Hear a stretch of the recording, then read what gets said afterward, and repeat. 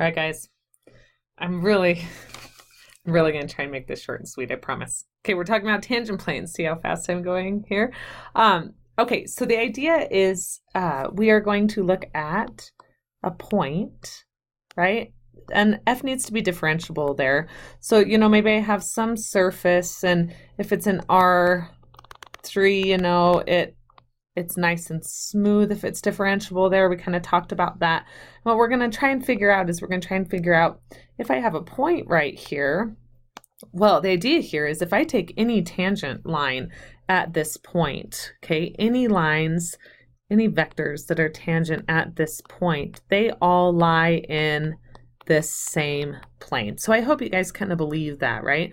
So I have a given point, AB, f of AB, and if I take any line that is tangent to that to the plane at that point, all of those lines lie in a plane. I don't know if I just said that right, but you get the idea. Got to have differentiability. Whoa.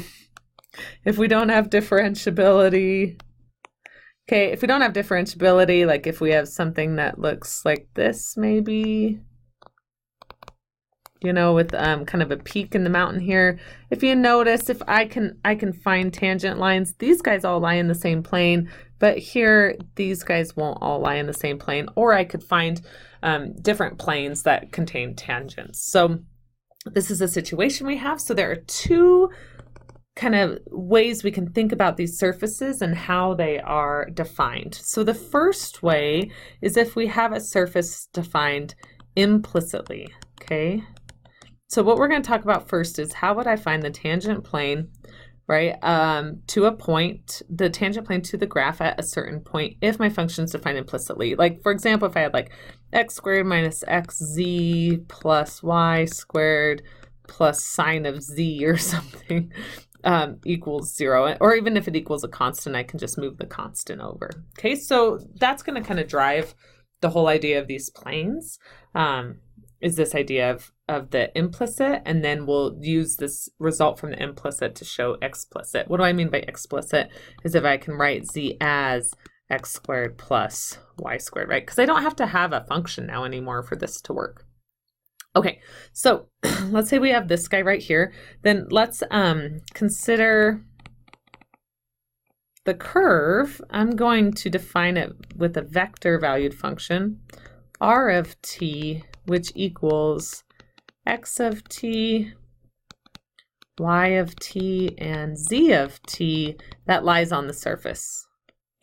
So it lies on, this is some curve, I can't spell surface, that lies on the surface of whatever this thing is we're dealing with, right? So basically I'm taking some r and I'm putting it on the surface. So like this yellow line right here lies on the surface of whatever this graph is, okay? Lies on the surface of f of x, y, z equals 0. Okay, so if that's true, if this guy lies on the surface, then when I plug in its x, y, and z coordinates, they must satisfy this equation. Okay, so this implies that f of x of t comma y of t comma z of t must equal 0 because it lies on the surface. And so what I'm going to do now is I'm going to differentiate. So I want to differentiate both sides with respect to t, right? Because I've defined that x, y, and z parametrically. All right, so here's what we got. If I derive this, I have to use the chain rule. That chain rule, man, sure is useful, don't you think? So I would get the partial of f with respect to x times dx dt plus partial f with respect to y times dy dt. Now this is going to be really cool, guys. Partial of f. Wish we could be together to do this, but alas, math conferences call. All right. So look at what I have now. I just used the chain rule to derive this, okay? And now I can rewrite this a little bit. I can actually rewrite what I have there as partial f, partial x, partial f, partial y, partial f, partial z, dotted with, isn't that cool?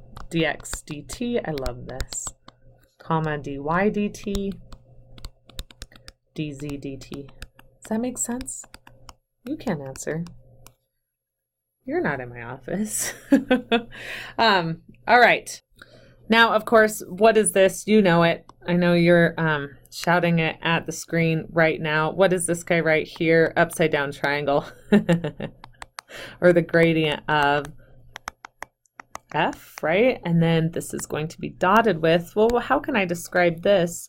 This is just the derivative of r. This guy equals 0. So kind of some cool stuff happens here. This guy right here, right, is a tangent vector to my surface. Given, I can really pick any point on my surface given whatever t, right? And this, of course, is my gradient. So the interesting thing is we've shown then, what do we know? We've shown that the tangent vector is always perpendicular or orthogonal to the gradient. Now, why is this important for us? Because if you recall, what is the equation of a plane? The equation of a plane is given by, what was it? We had n sub 1 times x minus a plus n sub 2 times y minus b plus n sub 3 times z minus c equals 0. And what do we know about this? This is where n, remember, was our normal vector. And what do I know about n? It is perpendicular to every single point on the plane. So what do I need to find the equation of a plane? I need a point it goes through, obviously, and then I need to find a perpendicular vector to every point, right, that lies in that plane. So this is what's important, because now look at what I found. People, look at what I found. I want, right, to find some, I need to find, I have this purple plane right here. I need to find, pretend that that's orthogonal to all of those. I need to find some vector that is orthogonal to every single one of those tangent lines. So this, my friends, is going to be our gradient vector. And where do all of those purple tangent lines come from? They come from all the possible curves that go through that point. There are an infinite number of them. Oh my gosh, this picture is beautiful. So if I look at all of these curves, I can find tangents to each of these curves, right? And it's going to lie in this plane, and all of those tangents are going to be perpendicular to this vector right here, because that's what I showed. I showed that, come on, that all of my, any tangent vector is going to be perpendicular or orthogonal, if you want to sound fancy, to, what was I going to say? to my tangent vectors. I don't know. Okay, so I want to show you a quick picture of this. All right, I like this. So look at what we have here.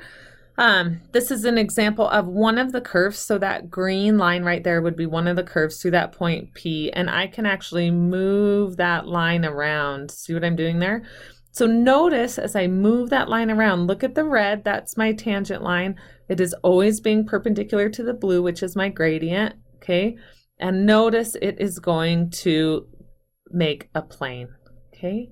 So let's see the tangent plane. So notice, again, I think you get it, but that red vector is going to be in that tangent plane. So it's a pretty cool, makes sense. It kind of takes care of all of the possible tangents that can occur at that one point. Let's write it down. Let's write it down. Okay, I'm going to clear this out just so we have a little bit more space. So definition, I'm going to be a little, I don't know, I'm going to blah, blah, blah, right? So let's write it in. Let f be differentiable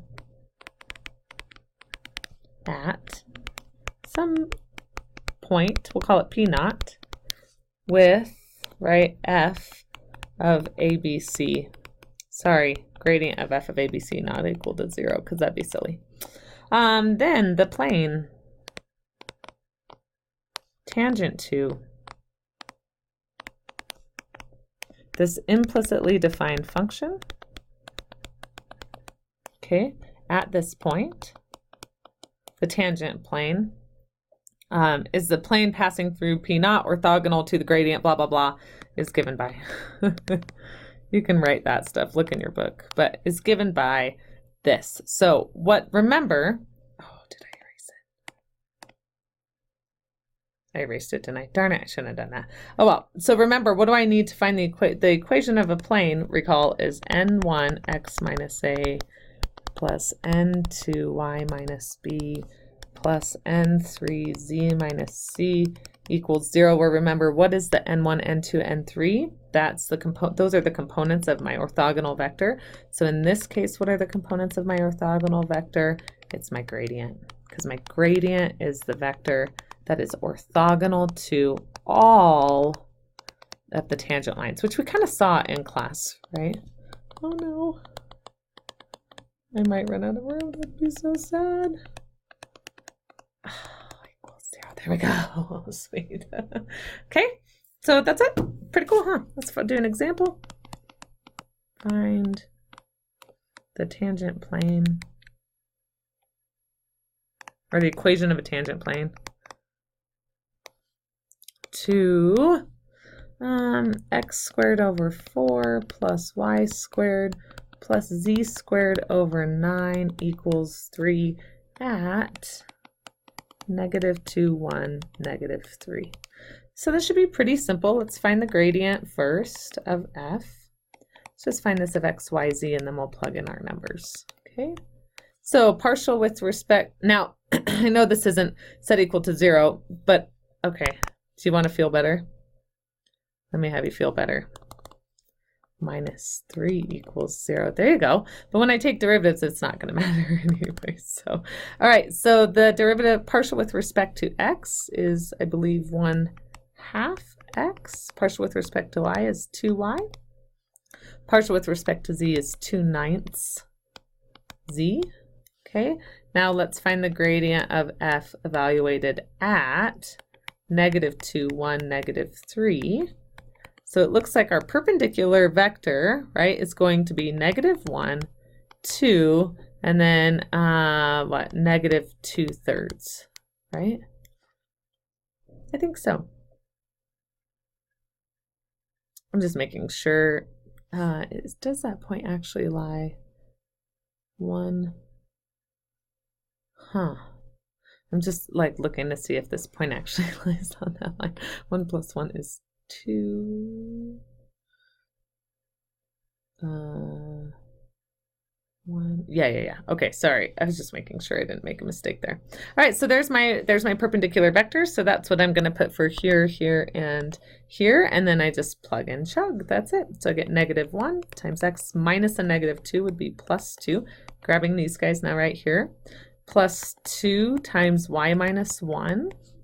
And then -2/3 times z plus 3 equals 0. And then if we wanted to, for the sake of time, I'm not going to do it, but we could take those numbers through and get all of our variables on one side and get our constant on the other. Pretty easy, guys, don't you think? Yeah, I think so too. All right, let's look at the other way that this could happen. So my first way, whoa, geez, that scares me when that happens, was what if I'm defined implicitly? So now can I just say how amazing that picture is? The more I look at it, love it. What if I'm defined explicitly? So let me clear this, as sad as I am to get rid of that picture. Case 2.